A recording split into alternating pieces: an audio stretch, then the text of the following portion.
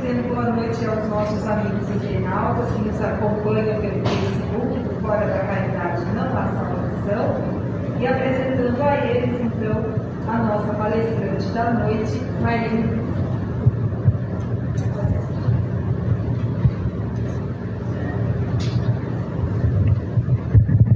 Olá, boa noite a todos. Boa noite. Espero que todos estejam bem. Eu gosto de fazer uma brincadeira, eu digo espero que todos estejam ótimos.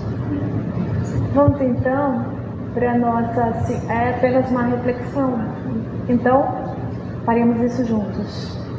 Para que a gente consiga refletir sobre o nosso momento atual e falarmos sobre a data que está próxima em que nós comemoraremos o Natal, é preciso voltar no tempo.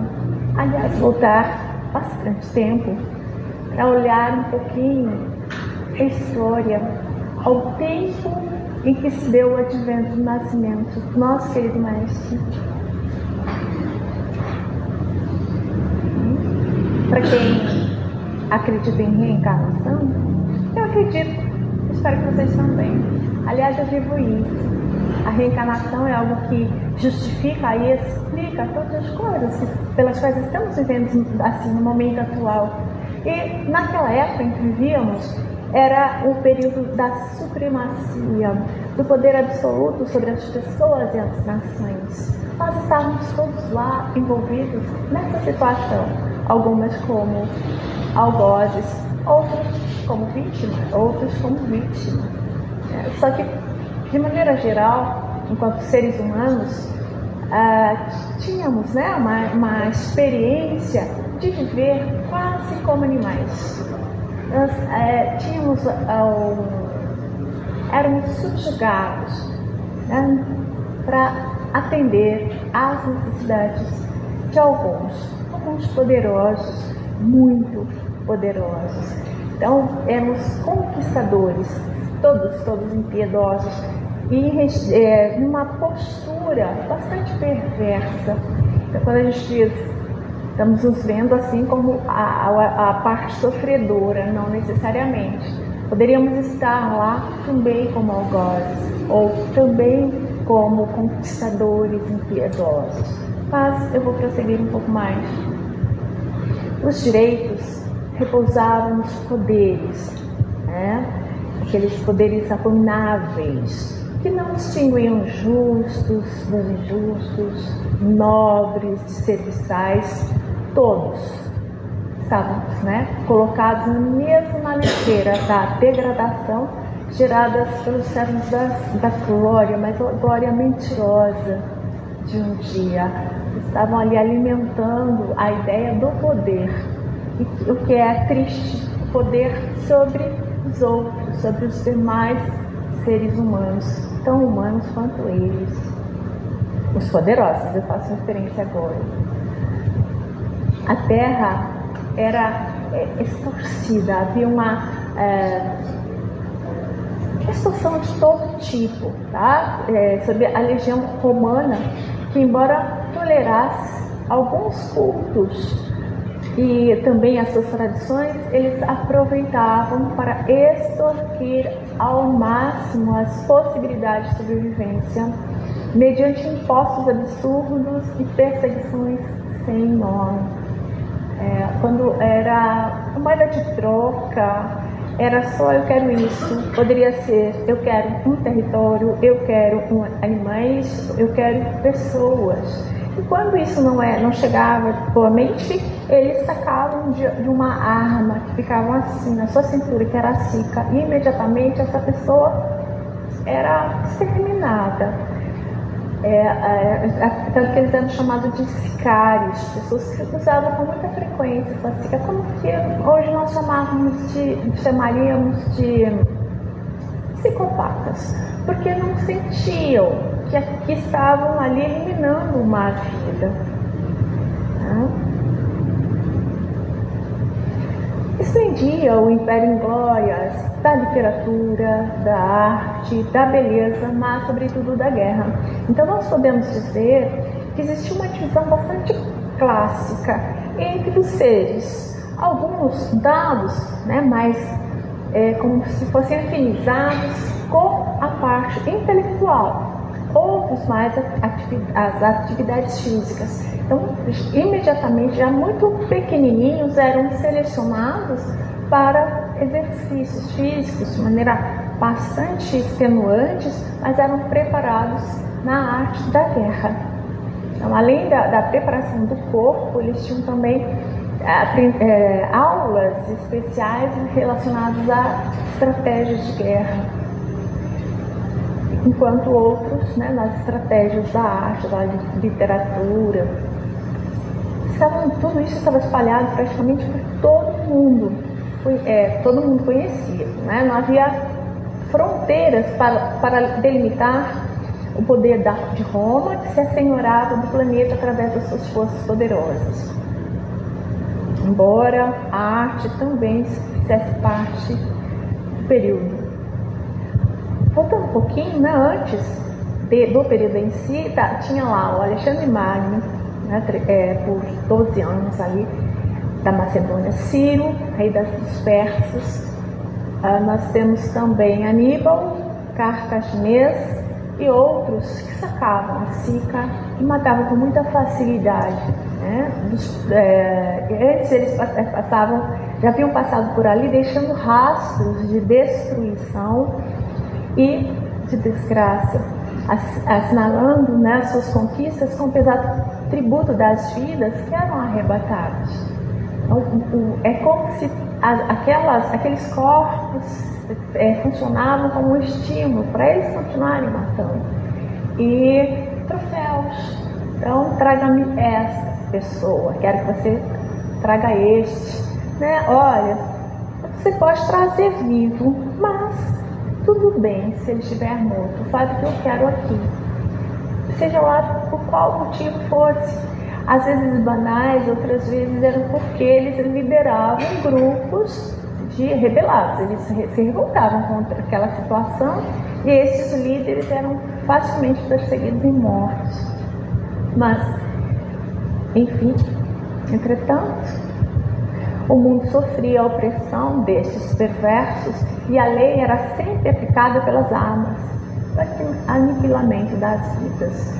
Quem era poupado não existia isso. No caso de ser algumas trocas que mulheres que desejavam, por exemplo, eles assassinavam o marido, deixando aquelas crianças sem recurso nenhum. Ou então eles levavam os filhos desse casal para que essa mulher fizesse parte do seu grupo de mulheres escolhidas para serem servos. Eles ficavam escravizados desde criança e passavam um tempo enorme dentro desses ambientes extremamente tóxicos, como a gente usa essa expressão hoje. Israel havia perdido a direção do seu pensamento vinculado ao Deus único, padecendo as injunções arbitrárias do seu governante insano, encontrando-se sob o jugo de Herodes. E todos já ouviram falar. A gente pensa na história de Jesus, a gente lembra logo de Herodes. Ele não era judeu, mas idumeu. Isso é importante saber, porque ele tentou harmonizar a sua origem com a raça hebreia, casando-se com a Mariane, que era originária, era de origem asmoniana, filha de um membro da família sacerdotal judia de grande posse ali naquelas tradições. Mas ele simplesmente a manda matar, Ele faz isso de forma bastante banal, a banalização da vida, acho que a gente pode usar essa expressão. Ele simplesmente a acusa de adultério e a manda matar. Ele faz a mesma coisa com alguns dos filhos, porque ele tinha medo que eles assumissem o trono, assumissem a sua posição de poder. Bastante insanidade esse comportamento. A gente chega a pensar num nível de desequilíbrio bastante grande se nós pensarmos nos dias atuais. Para aquela época era assim que funcionava, então estava tudo certo para eles, não para todo mundo. Então Herodes, tentando diminuir o ódio da raça que ele administrava, ele encarregou-se de embelezar o templo, adornando-o com uma barreira de ouro maciço numa das laterais da entrada e continuando a construção grandiosa. Se nós olharmos na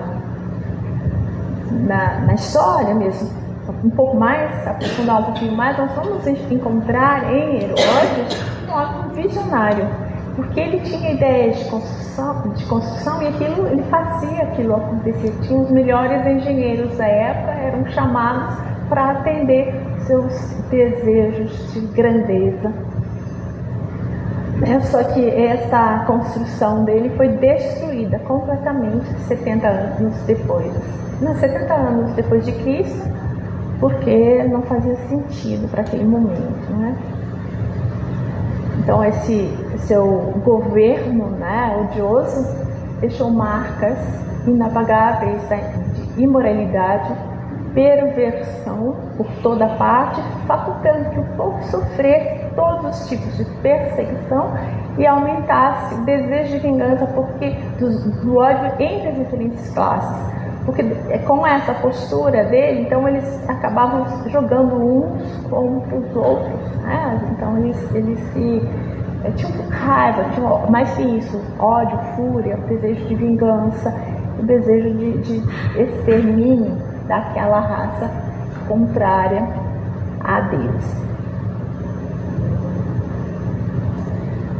Um outro ponto é o relacionado às religiões. Então a religião descera ao fundo do poço, né? Do desrespeito às leis mosaicas, isso nem era olhado mais para isso, e as tradições proféticas, tornando-se um negócio rendoso que engabelava os frequentadores do templo de Jerusalém e também nas sinagogas, porque eles criavam uma situação em que cada desejo, usando o medo de Deus como punidor, de vários deuses, era uma mistura ali, mas que aqui dentro das sinagogas eles pregavam a ideia de Deus único, mas como um Deus vingativo, e que para acalmar esses desejos aí de extermínio que vinha de Deus, segundo a ideia deles, eles tinham que pagar um alto custo. Sem contar, que eles tinham que comprar um terreno no céu, então eles pagavam valores altos, de acordo com uma historinha que eles contavam ali dentro para aqueles frequentadores. Existia muita formalidade, então muito mais formalidade que realmente aspecto material do que o significado espiritual, que desapareceu quase na sua totalidade.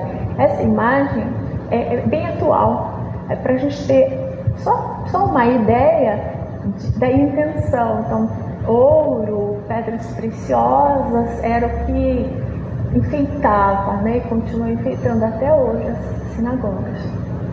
Nada contra, mas também não a favor. Esse dinheiro todo poderia ser aplicado em obras de atendimento aos necessitados e até aos dias atuais, que já estão lá, são prédios que não passaram por reestruturação, não é tirar ouro de lá e aplicar de uma outra forma. Aliás, são restaurados e sempre mantendo a beleza toda. Salvo no período em que estamos, muitas foram destruídas pelo momento, na região de Israel.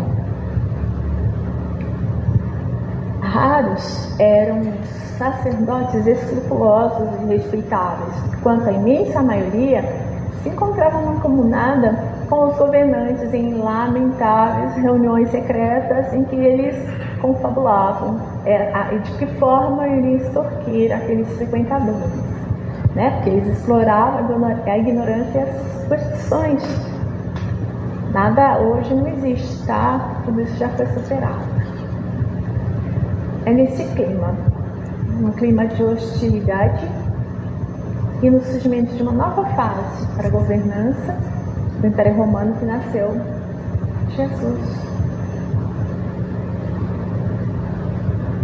Contrastando com aquelas construções luxuosas, as hospedarias perdidas na ostentação, ele veio para conviver conosco numa gruta modesta de calcário, nas cercanias de Belém, numa noite arrebatadora, de estrelas fulgurantes, como diz a canção, em verdadeira orquestração de luzes.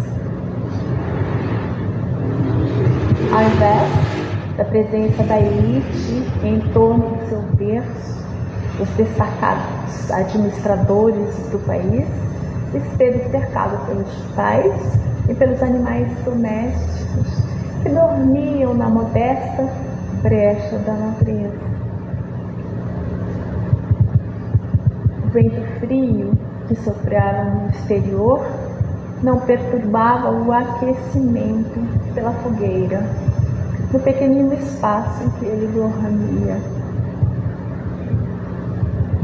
Nada obstante, uma insuperável musicalidade angélica esparcia as vibrações harmônicas em toda parte, anunciando a chegada à terra do seu rei e senhor. Nunca mais a vergonha ganharia prêmios, nem se destacaria nas comunidades humanas. Ele viera para que os oprimidos experimentassem o arrebentar das grietas, os vencidos pudessem respirar o ar balsâmico da liberdade, os infelizes tivessem sede de cultivar a esperança e os abandonados recebessem carinho onde quer que se encontrassem. Todos nós, quando eu particularmente gosto muito de assistir aos filmes que retratam este período. Quando eu estava assistindo Ressurreição, é inevitável observar o ator que eles escolhem. Este em particular, que ele representa, o personagem Jesus, é incrível. Ele faz com que a gente pense mais ou menos na descrição que a Amélia Rodrigues faz através do Divaldo Franco, que era de um magnetismo impressionante, porque tinha uma expressão da paz verdadeira. Não era qualquer paz, porque ele diz: eu vos deixo a paz, mas eu não deixo a paz que o mundo dá, eu deixo a minha paz. Que era isso. Ele compreendia alguém que estivesse muito distante, ele sentia aquela vibração de dor, de sofrimento. Ele entendia as necessidades humanas e ia até essas pessoas. Nós assistimos a muitos filmes retratando isso. Quando ele se aproximava, ele conseguia ler os pensamentos. Ele conhecia de muito antes aquela vida humana. E é legal, de novo, em Ressurreição, ele diz o seguinte: ele pega, justamente alguém que é envolvido com os assassínios cotidianos, com as mortes que ficam nas mãos dele, um dos líderes de guerra. Então diz a ele: por que é que você está acompanhando o meu grupo? Ele responde: não sei. Jesus olha para ele e diz assim: você quer viver somente um dia sem assistir a uma morte, não é mesmo? Então, quando a gente faz referências historicamente àquele momento em que eles eram treinados para a guerra, não dá para dizer que todos que estavam ali tinham essa sensação aí do psicopata que não sente nada e que está ali para fazer o que ele tem que fazer, somente como alguém que foi contratado para aquilo. Eu vou e faço, não sinto nada. Muitos deserdaram ao se aproximarem de Jesus. Depois eu vou avançar um pouquinho, a gente vai entender, mas porque não fazia sentido. Muitos que estavam ali estavam matando, estavam enfrentando, sentiam muito medo também de serem mortos, mas eles não queriam estar ali. Eles se sentiam muito profundamente infelizes, e ao se aproximar de Jesus, aquilo internamente o desestabilizava. O que eles faziam ficava totalmente sem sentido. Jesus foi o homem que demarcou a história com a sua presença, assinalando-lhe todos os fatos, ou seja, tudo o que aconteceu no dia a dia foi modificado, porque ficou o que aconteceu historicamente antes e o que aconteceu depois da vinda dele no nosso plano. Todos também conhecem essa parte da história, que mais tarde ele segue todas as regras da sociedade. Então ele vai, os seus pais o levam ao templo, onde ele foi reconhecido como Messias e distinguido por Simeão e Ana, que logo o identificaram. Ainda jovem, retornou ao grande santuário durante as celebrações da Páscoa, que mais tarde se tornaram trágicas. Mas esse é um capítulo que a gente precisa reservar uma palestra só para isso, viu, Glória? Enfrentando os astutos sacerdotes num diálogo extraordinário, que confundiu a todos com sua palavra excepcional, porque ele só tinha 12 anos, 11 para 12 anos, alguns falam 12, 11, é uma idade próxima a isso, e que na época não era possível haver a pregação, alguém falar publicamente com menos de 30 anos. Por isso que Jesus aparece e convoca seus discípulos e vai ensinando tudo que a gente conhece até hoje, sobre Deus, sobre o amor, sobre o não julgamento, tudo que ele deixa como legado somente a partir dos 30 anos, porque aí também ele segue à risca as orientações para a época. E com 11 ou 12 anos no templo, ele não tem travas. Ele fala abertamente sobre o Pai, sobre acho que ele dá um pouquinho o gostinho do que ele ensinaria mais tarde, deixando todos muito atônitos. E ali pararam os doutores da lei, pararam para ouvi-lo. Tamanha aquela novidade que ele apresentava em tão pouca idade. Posteriormente, saiu a ensinar o amor e a vivê-lo em toda a sua gloriosa dimensão. Tem mais uma passagem em Ressurreição, acho que eu vou começar a deixar vocês com vontade de assistir aqui. A primeira parte é bastante violenta, então é um pouco desgastante, não é menos violento do que essas imagens que eu mostrei para vocês. Mas quando ele sai, esse mesmo líder de guerra sai em direção ao corpo de Jesus, porque esse corpo precisa aparecer. Como é que um corpo some e não aparece? Não existe corpo.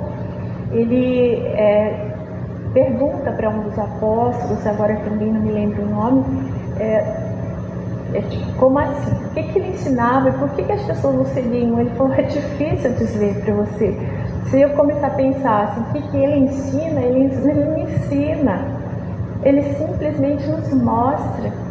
E ele mostra o amor. Porque ele é o amor. É um amor que, imaginam vocês como é que seria difícil explicar, falar sobre o que ensina alguém que é o amor. Ou o que é o amor. Porque ele rompe com qualquer barreira da época para exemplificar o sentido, o verdadeiro sentido do amor. Então ele modifica a paisagem humana do planeta, que embora ainda até os dias atuais não absorvemos todos esses ensinamentos, mas estamos a caminho, A gente fala que inexoravelmente é algo inevitável para todos nós chegarmos ao ápice, chegarmos ao momento máximo de realmente sentir e aplicar o amor, este mesmo amor que Jesus exemplifica durante o período em que ele esteve conosco. Então ele não é o símbolo da grandeza do amor, mas ele é o amor. O amor o amor que é em nome de Deus, em nome do Pai. Não é Deus quem a gente fala assim, Deus é amor. Todo amor, todo poder, toda bondade, toda justiça, o Filho também.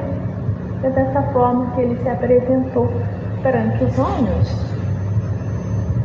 Porque esse amor, ele consegue alterar a legislação dos interesseiros, da governança injusta e apresenta novas condutas para a felicidade. É inevitável quando nós sentimos o amor, mesmo que bem pequenininho, nós sentimos o nosso estado interno, ele se altera completamente. Quem é que não sentiu o amor?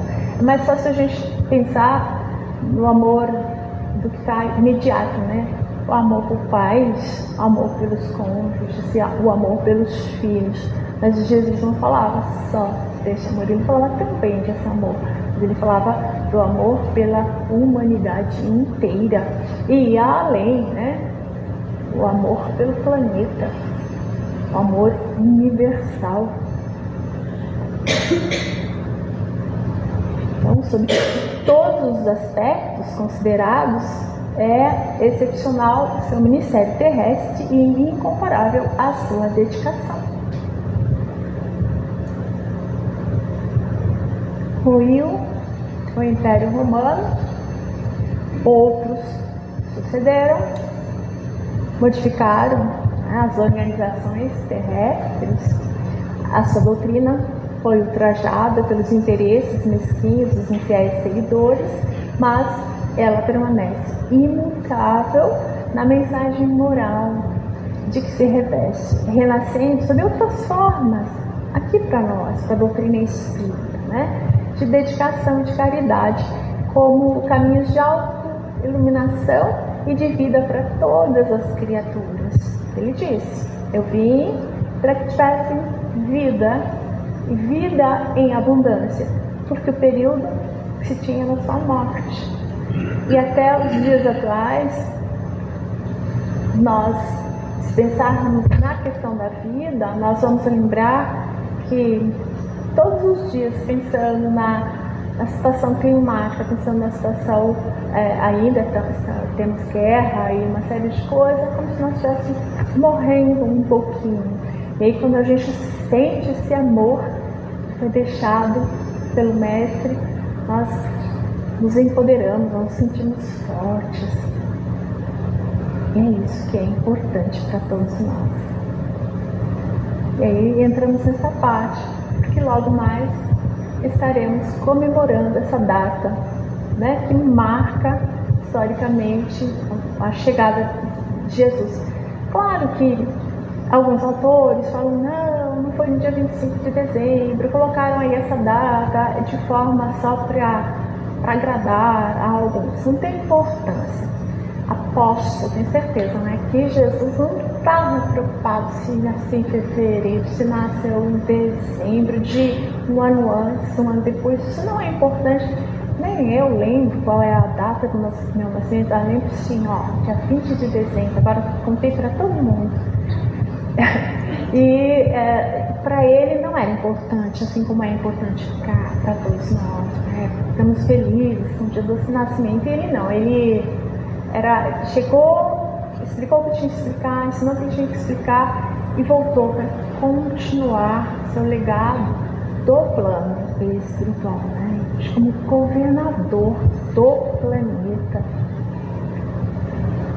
Mas vamos pensar então nessas festas, como é que nós temos que encará-las?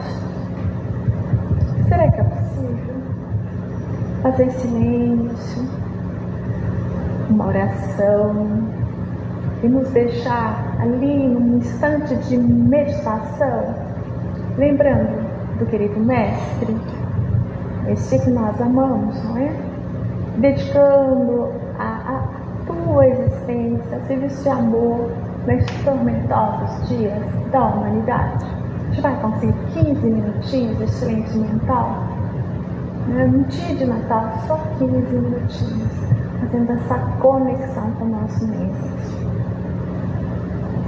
A gente não permitir que o Natal seja só uma festa, né? Troca de presentes, comilança, mas, sobretudo, de espiritualidade, contribuindo para que a dor do outro, a nossa própria dor também, seja menos sofrida. Eu falei já na última palestra que a dor é necessária, porém o sofrimento é opcional, mas dá para sofrer menos. Desespero, você dá lugar à alegria, em memória do mestre, do conquistador inconquistável.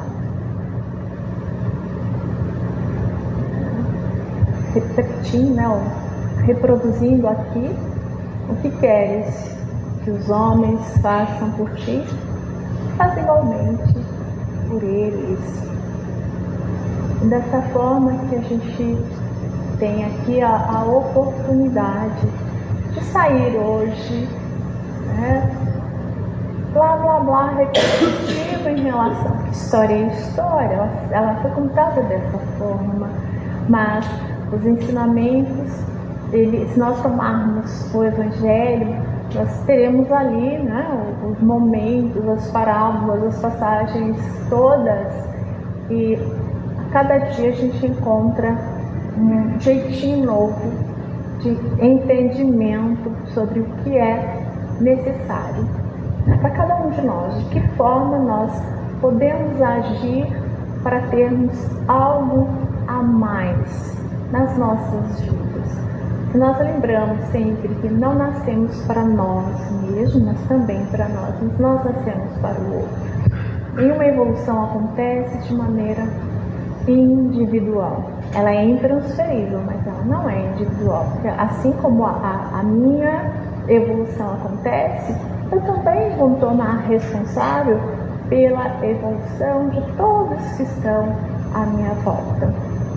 Espero que essas reflexões tragam, né, a utilidade da vida de cada um que estão aqui, de cada um que nos assiste também, o público de casa. Eu desejo a todos que tenham festa, que tenham comida, mas que não seja banal, que seja permeada por esse desejo de fazer com que a vida, a própria vida, seja diferente daqui para frente, e a de todos que compartilham a vida com vocês, mas as nossas vidas, mas também não é só os que nos rodeiam, não. E aí a gente vai sentir um dia um passinho em direção, saber, né, pelo menos racionalmente, o que pode ser sentir o amor pela humanidade inteira. Feliz Natal, boas festas, excelente passagem de ano e até breve. Tchau.